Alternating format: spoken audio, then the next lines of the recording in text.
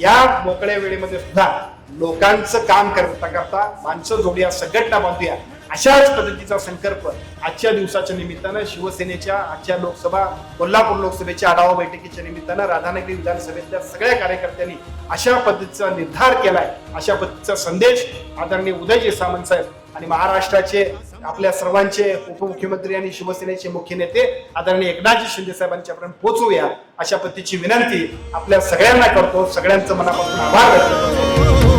हृदयांच्या सम्राटाने बाणकडू पाजले, गावोगावी नाव फक्त शिवसेनेचे गाजले. धर्मवीर नाभाने झुकल्या सर्वगणी मी माना, एक नवा महाराष्ट्र घडवण्या सज्ज पुन्हा शिवसेना. सज्ज पुन्हा शिवसेना, सज्ज पुन्हा शिवसेना.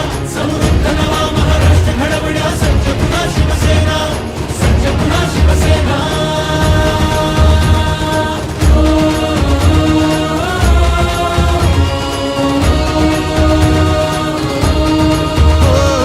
शिवसेना हा पक्ष नसे ही चळवळ आहे अवघी. या भगव्या ध्वजाचा महिमा फार मोठा आहे. श्री कृष्णाच्या रथावरचा ध्वज भगवा, जैन साधूंच्या अंगावरचं वस्त्र भगव, बौद्ध भिक्षुकांच्या अंगावरती कपडे भगवी, महाराष्ट्रातल्या वारकरी संप्रदायिकाच्या वारकऱ्याच्या हातामध्ये असणारा ध्वज भगवा, शिवसेनेचा ध्वज भगवा आणि माझ्या खांद्यावरती सुद्धा भगवा.